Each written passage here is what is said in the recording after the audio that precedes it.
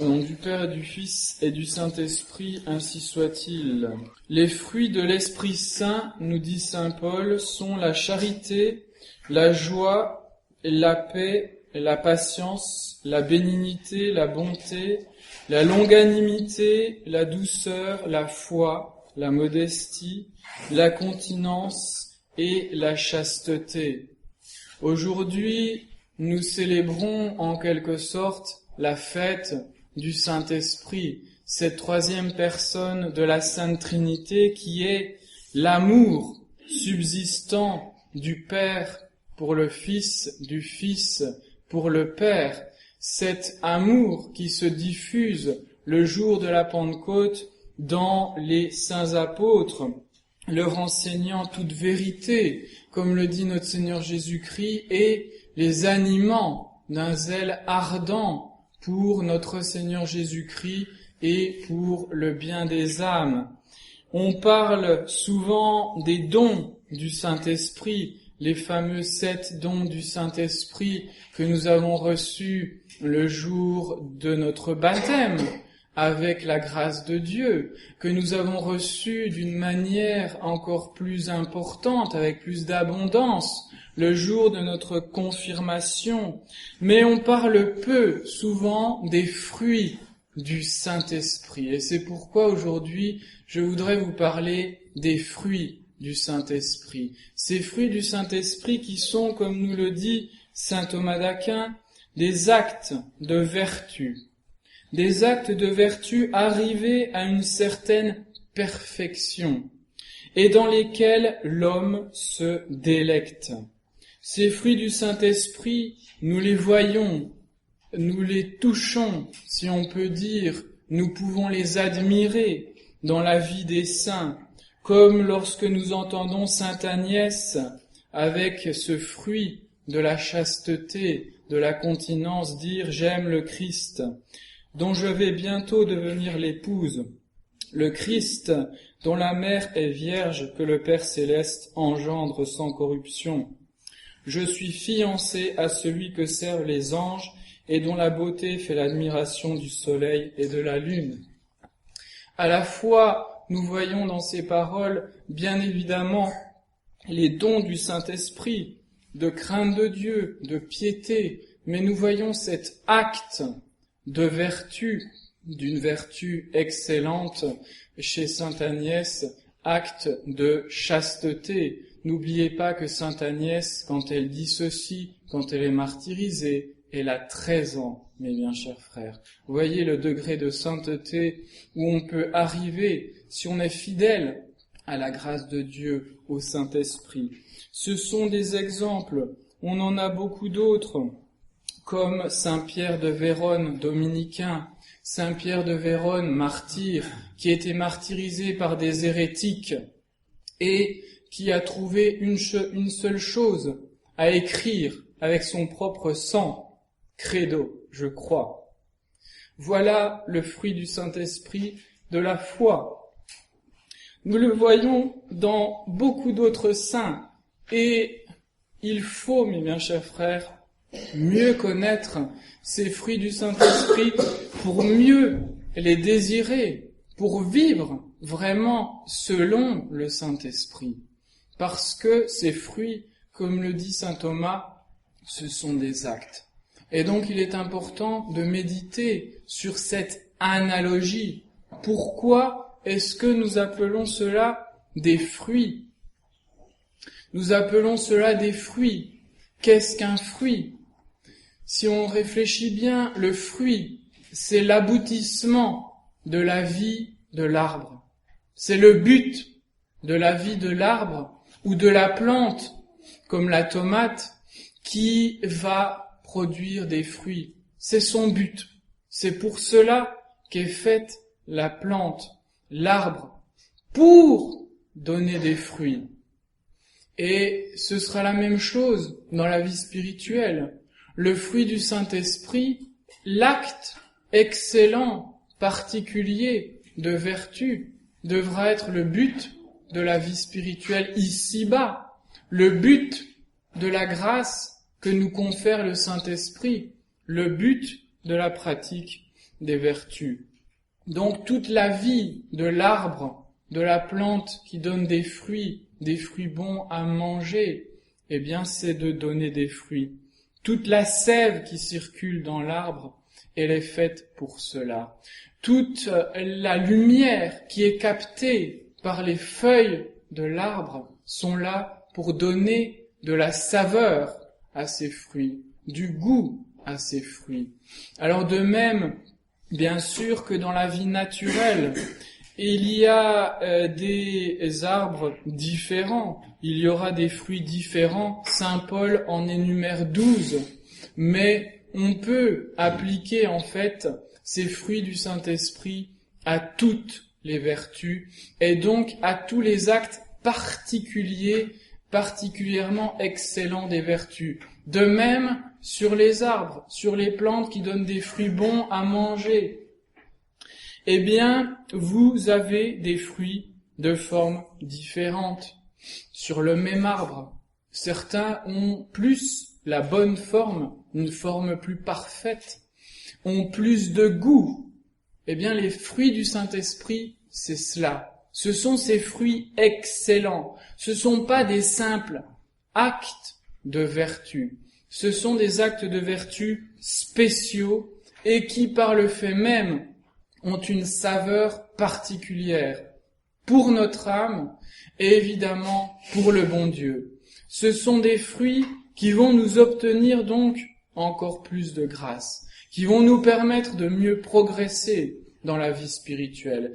Et nous devons donc désirer et mettre tous nos soins à produire ce genre de fruits.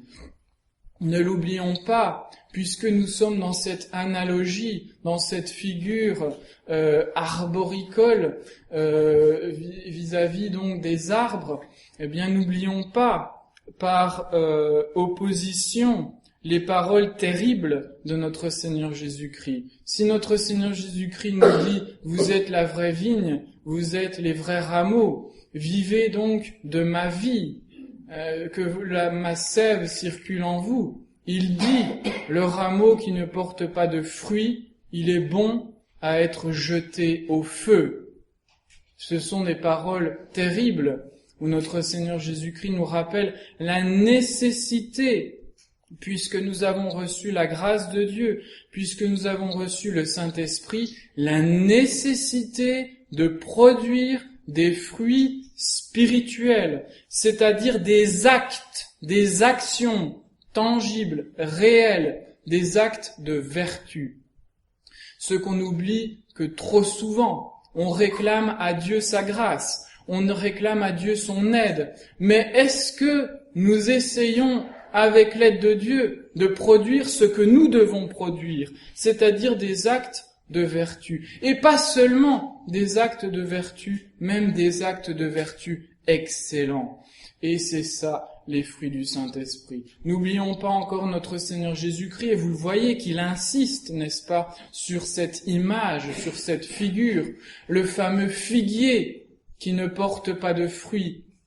Eh bien, qu'est-ce qu'on en fait? On le coupe. Si vous avez un verger, vous le savez, mes bien chers frères. Vous savez comment ça fonctionne. Vous savez que, eh bien, à un moment donné, vous vous retrouvez devant un arbre qui ne va pas produire de fruits. Non seulement une année, mais de façon permanente. On a de la patience vis-à-vis de cet arbre. On va essayer de le soigner, de le couper, de couper des branches, de mettre de l'engrais, etc. Et croyez bien, mes bien chers frères, notre Seigneur met tous ses soins à ce que l'arbre de notre âme ne dépérisse pas. Il nous donne tous les soins nécessaires. Mais si nous ne portons pas de fruits, c'est de notre faute. Et si nous ne portons pas de fruits, nous finirons coupés. Parce que l'arbre fruitier qui ne porte pas de fruits, il ne sert à rien. Il est inutile.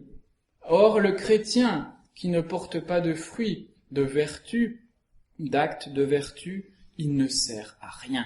Il est inutile. Saint Benoît, d'ailleurs, dans sa règle, nous met en garde justement contre cette inutilité. cette inutilité que le serviteur infidèle aurait. Il devient inutile, le serviteur infidèle à Dieu, le serviteur qui ne vit plus de la grâce de Dieu, de la sève de Dieu. Il est comme ce figuier qui ne porte pas de fruits, il est comme cette vigne, cette branche qui ne porte pas de fruits. Il est bon à être coupé, à être jeté au feu. Donc voilà, mes bien chers frères, les fruits du Saint-Esprit que nous devons absolument désirer et que nous devons essayer de produire. Bien sûr, le but de notre vie spirituelle, qu'est-ce que c'est? C'est le bon Dieu, c'est le ciel. Mais ici-bas, nous avons des buts intermédiaires, des moyens, si vous voulez, pour atteindre cette fin. Les actes de vertu sont des moyens, et les actes de vertu sont l'aboutissement de la vie de Dieu en nous. Et voilà pourquoi on parle de fruits du Saint-Esprit. Parce que c'est au Saint-Esprit qu'on attribue notre vie spirituelle. C'est au Saint-Esprit qu'on attribue en nous la vie de la grâce. Parce que la grâce, comme son nom l'indique, est gratuite. Et en tant qu'elle est gratuite, elle est un acte de pure bienveillance de la part de Dieu. Et donc un acte de pur amour vis-à-vis de nous, de la part de Dieu. Et qu'est-ce que l'amour en Dieu? C'est le Saint-Esprit. Et voilà pourquoi nous attribuons humainement l'œuvre de notre sanctification, l'œuvre de la grâce au Saint-Esprit. La sève qui doit circuler en nous, c'est l'amour de Dieu. Eh bien, l'amour de Dieu, c'est le Saint-Esprit. Et donc, c'est de lui que découle la grâce de Dieu. Et cette grâce doit circuler dans notre âme, doit produire des feuilles, doit produire des fleurs, les vertus, les dons du Saint-Esprit. Et ces fleurs, elles doivent produire des fruits. Et pas seulement des fruits quelconques, mais des fruits excellents. Et comme le disait l'apôtre Saint Paul, Emoulamini, excitez-vous les uns les autres vers les choses les meilleures, vers les choses les meilleures. Ne soyez pas petits dans la vie spirituelle. Désirez produire les actes les plus excellents des vertus. C'est ce à quoi je vous invite aujourd'hui. Ne voyez pas petit dans la vie spirituelle. Si vous voulez vivre du Saint-Esprit, si vous cultivez votre jardin, votre verger, ne voulez-vous pas que vos arbres produisent les meilleurs fruits? Eh bien, a fortiori, pour votre âme, ne voulez-vous pas que votre âme produise les meilleurs fruits? Alors, recherchez la grâce de Dieu. Vivez vraiment dans la grâce de Dieu, dans l'amour de notre Seigneur Jésus-Christ. Et alors, vous pourrez produire les meilleurs fruits. Pas des fruits, des actes de vertu qui soient mesquins, des actes de vertu, je dirais, à la sauvette, c'est-à-dire qu'on fait des actes de vertu parce qu'on a peur de l'enfer, mais des actes de vertu par amour de Dieu, des actes de vertu excellents, à l'image de ces grands saints, Sainte Agnès, Saint Pierre de Vérone, Saint Jean de la Croix, qui, à la demande de notre Seigneur Jésus-Christ, qui lui demandait « Qu'est-ce que tu veux comme récompense ?» Saint Jean de la Croix disait ceci « Seigneur, souffrir et être méprisé pour vous. » Acte de vertu excellent, un acte d'une humilité profonde. Donc voilà, mes bien chers frères, ce que nous devons désirer, ce que nous devons demander comme grâce à notre Seigneur Jésus-Christ. Mais pour l'obtenir, il va falloir mettre tous nos soins par rapport à l'arbre de notre âme, tous nos soins à émonder ce qui n'est pas conforme à la grâce de Dieu, les actes mauvais, les vices, à soigner notre âme, soigner les maladies de notre âme. De la même manière, donc ces maladies, justement, ces vices spirituels, ces infidélités, lutter contre les parasites de notre âme, comme dans les arbres, vous avez les pucerons, les chenilles, etc. Eh bien, c'est la même chose dans notre âme. Il faudra lutter contre tout ce qui va parasiter notre vie spirituelle, notamment l'esprit du monde, dont parle notre Seigneur Jésus-Christ aujourd'hui même, aussi dans cet évangile, où il nous rappelle l'opposition entre l'esprit du monde et l'esprit de notre Seigneur Jésus-Christ. Donc nous voulons porter des fruits, alors soyons fidèles à la grâce de Dieu, soyons fidèles au Saint-Esprit, vivons sous la motion du Saint-Esprit, et n'ayons pas peur de l'héroïcité des vertus, n'ayons pas peur de faire des actes de vertu exceptionnels. Ils ne viendront pas de nous, ils viendront de la grâce de Dieu. Nous n'avons pas à nous en enorgueillir, parce que le jardinier de notre âme, c'est d'abord notre Seigneur Jésus-Christ. Le cep, comme il le dit, c'est lui. Finalement, nous ne sommes pas vraiment un arbre, nous sommes des branches. Et ces branches, eh bien, elles profitent de la vie qui circule dans le tronc, la vie de la grâce, la vie de notre Seigneur Jésus-Christ. Donc, mes bien chers frères, voilà ce que nous devons demander aujourd'hui, c'est l'excellence dans la vie spirituelle. Nous devons la demander au Saint-Esprit et lui demander donc de nous aider à produire d'excellents fruits, des fruits savoureux, des fruits pour la vie éternelle. Au nom du Père et du Fils et du Saint-Esprit, ainsi soit-il.